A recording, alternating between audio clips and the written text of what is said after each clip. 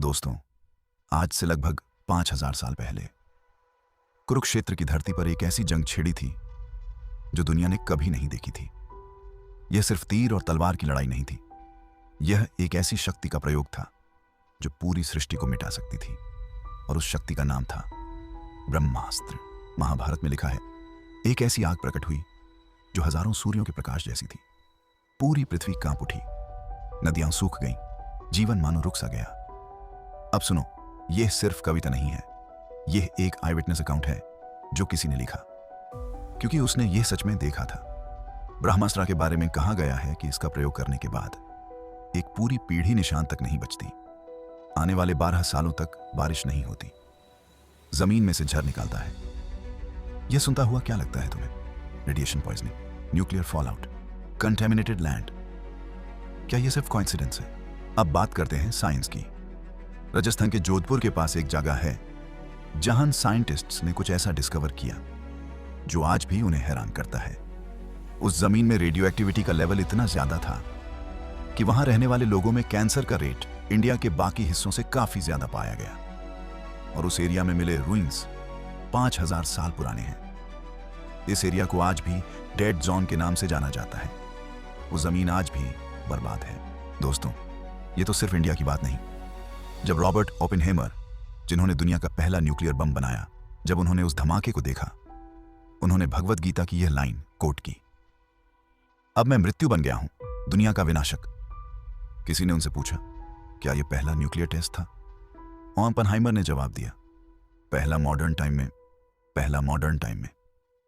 मतलब उन्होंने खुद माना कि पहले भी कुछ ऐसा हो चुका था। और एक और प्रूफ, मोहनजोदड़ो, दुनिया की सबसे एडवांस्ड एंशिएंट सिविलाइजेशन, जब आर्कियोलॉजिस्ट्स ने यहां खुदाई की तो उन्होंने कुछ ऐसा देखा जो आज भी उन्हें एक्सप्लेन नहीं होता। हजारों स्केलेटल रिमेन्स एक ही पाल में मर गए, किसी बीमारी के नहीं, किसी हथियार के नहीं।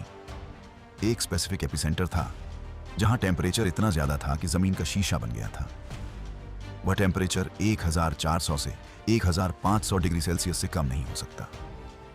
आज के मॉडर्न वेपन्स में सिर्फ एक चीज इतना टेम्परेचर प्रोड्यूस करती है, न्यूक्लियर एक्सप्लोजन।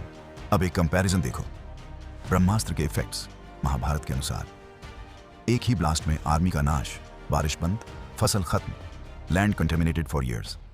आगलकाई, पीथियोन में जेनेटिक डिफेक्ट्स।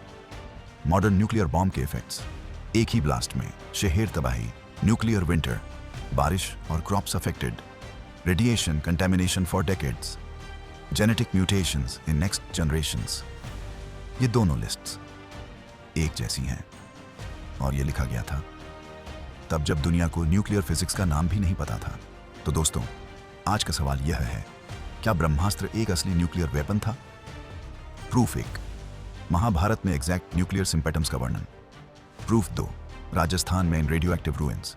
प्रूफ 3, मोहेंजोदारो में unexplained mass destruction. Proof 4, Oppenheimer का खुद का बयान। क्या ये सब एक कोइंसिडेंस है, या फिर हमारे पुरखे हमसे कहीं ज्यादा एडवांस थे और वो ज्ञान कहीं खो गया? शायद दुनिया ने पहले भी खुद को तबाह किया था और हम फिर वही राह पर हैं। सोचना तो पड़ेगा। अगर ये वीडियो तुम्हें सोचने पर मजबूर कर गई तो लाइक करो, शेयर करो और सब्सक्राइब करो। कमेंट में बताओ, क्या तुम बिलीव करते हो कि ब्रह्मास्त्र एक न्यूक्लियर वेपन था? अगला एपिसोड, क्या एंशिएंट इंडिया के पास विमान, फ्लाइंग मशीन्स? तब तक जागते रहो, सोचते रहो।